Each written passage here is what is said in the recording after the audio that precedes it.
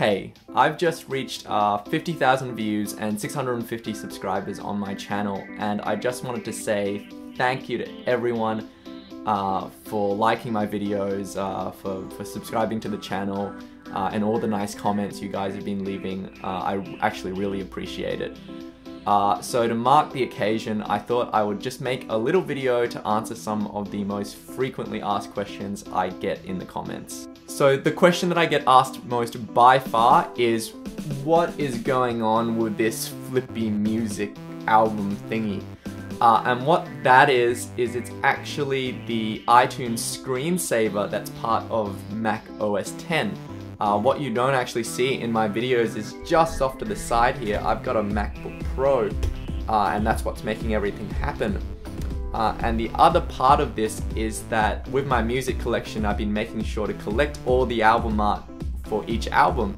Just because I like album art, I think it looks cool and it's part of the story or the statement of that album. And it also means if you collect it, that you get cool little things like this. So that's what it is. So another question I get asked is, what kind of music do you listen to? And I actually listen to all kinds of music. So part of the reason why I have this flippy album music thing, apart from the fact that it looks cool, is that I just want to give viewers a sense of the kind of things that I'm listening to. If I had to name the top 5 artists that are apparently most played in my collection, they would be David Byrne, Sufjan Stevens, Grimes, Jonathan Coulton, and Owen Pallett. So it's a bit of a random mix. I try to be open-minded about music, so I'll listen to anything as long as it has interesting lyrics, or an interesting melody, or even just an interesting voice.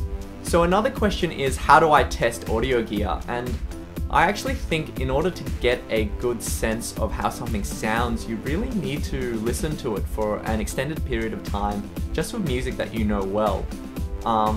So by an extended period of time, I mean it can take up to a month to really get used to how a particular piece of gear presents sound.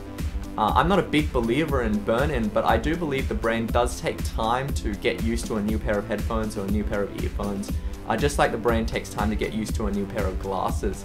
There is one test track that I use. It's really useful, so I can work out how deep the bass goes on any particular pair of headphones, and I've linked that test track in the description of this video, so check it out.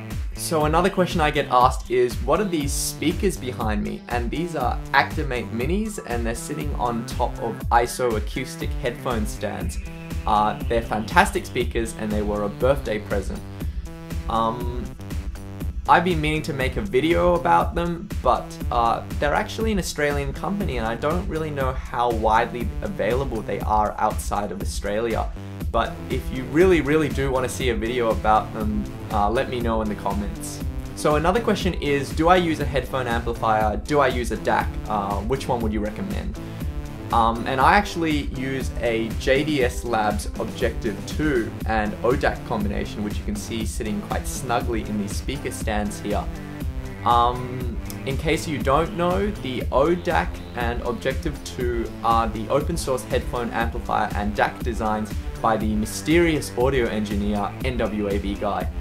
And he or she, as the case may be, made these designs to prove a point that you could make a high performance, a measurably high performance headphone amplifier and DAC using mostly DIY parts and at a low cost. I'm not an electrical engineer, but I think the combination sounds pretty good to me. In terms of a portable source, I like to travel light, so I just use my iPhone 5, which apparently has been measured to be quite a good audio player anyway. I'm sure that there's some dedicated gear that could probably get higher performance figures, but you know, when you're out and about and it's noisy, you're probably not going to notice the difference anyway, so I don't really lose any sleep over it. So another question I've been asked is, where do I get my gear and do I get review units?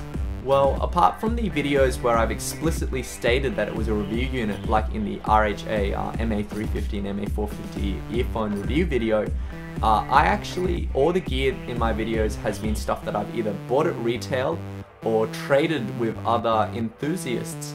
One of the really nice things about headphones and earphones is that as long as you treat them okay, the resale value for them holds up really well, and there's a really nice trading community on the Headphone forums for used audio gear.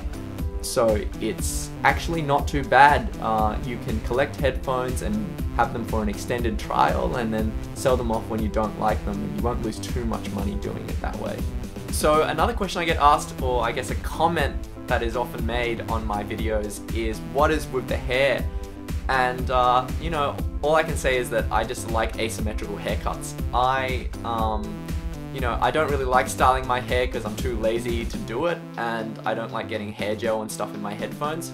So this just seems like an easy way to get something interesting happening. I honestly know that I probably get some dislikes on some of my videos just because of the hair, but you know, haters gonna hate. So the last question I can think of is, will you review other stuff that isn't audio related? And the answer is yes, I would absolutely love to make those videos. I love all kinds of nice things. I love cameras, I love all sorts of gadgets. I really love ramen noodles. Obviously it's much cheaper to collect headphones than it is to collect camera gear and to collect smartphones. And I do want to make sure that I have something worthwhile to say, but I do have a number of things that I would love to make videos about, and I just have to get around to doing it. Anyway, if you can think of any more questions that I should have answered, just leave them in the comments. And thanks again everyone for watching my videos. It's really awesome.